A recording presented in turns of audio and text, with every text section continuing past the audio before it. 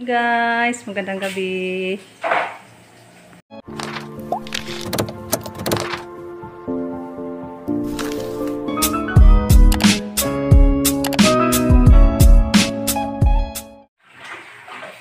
Yan si Rico guys, nagluto ng maiulam natin na lauoy. Isnit niya ito ang suga guys. Wow, sa init sa siyan guys. Dabong ng kawayan. Mabuti sa kukuha ng dabong ng kawayan si Rico guys. So, malapit na ito maluto guys. Para makahapunan na tayo. Yan din po yung ating buwad guys. Kasi used oil yung mantika na ginamit. Sayang naman guys yung mga used oil. So, i-prito na lang natin yung gamitin na lang natin sa tuyo.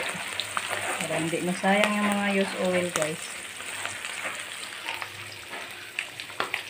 2,000 years later. Guys, ayan, luto na yung ating utan ay lauoy. Ito po yun. Sinali natin yung ano guys, mga laman. Dito yung mga sabaw. Tsaka yung buwad natin. Ayan, tuyo. Masarap talaga guys. Sausawan sa ang tawag nito. Sili. Kain tayo guys para makahigop tayo ng sabaw. Yan si Justin gawa pa ng sausawan na sili. Ito po Ma'am Yuli, ginamit na namin yung pinadala ni Ma'am Yuli guys na dish rack. So thank you so much Ma'am Yuli sa dish rack mo. Nice talaga. Ginamit na natin. Grabe Justin, gawag sausawan guys Masito guys kay pampasarap sa suka. Katuloy patis nila ibutang anak. Patis buwan. Buwan patis. Sili guys. Sili. Ang daming sili ni Justin. Sausawan guys. Anghang. Yan po yung ano yung atong distract guys. Cute talaga guys. Nice na. Hindi na lang din namin itinapon to guys. Kaya para pwede naman din lalagyan natin ng kahit ano-ano. Pag magpa-drain tayo ba. Ayan. Ganda na tingnan yung ating banggira. May nakalagay na.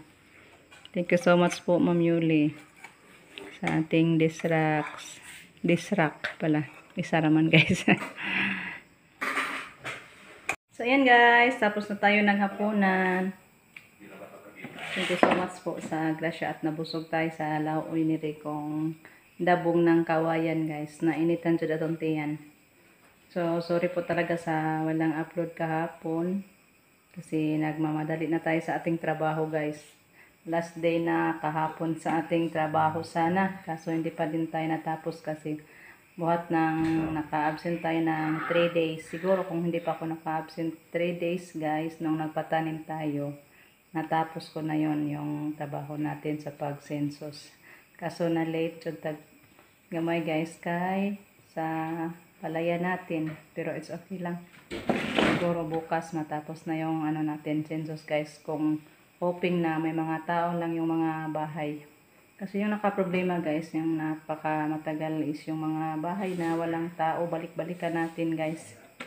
Pero bukas kung wala ng mga tao, binalikan na namin. So lagyan ko na lang ng mga guys, vacant building, vacant housing unit. Kasi wala na. No time na guys kasi nag-end na tayo sa November 30 lang yung last day sa ating enumeration. So, hoping na matapos na tayo bukas. Makuha natin lahat yung mga assigned area natin ng mga houses. So, hanggang dito na lang muna guys. Pasensya po sa walang masyadong upload natin na mahaba kasi sa busy-busy. So, balik na lang tayo. Normal na vlog natin pohon-pohon pag matapos na tayo guys. So, advance Merry Christmas. Bye-bye guys. Thank you so much po.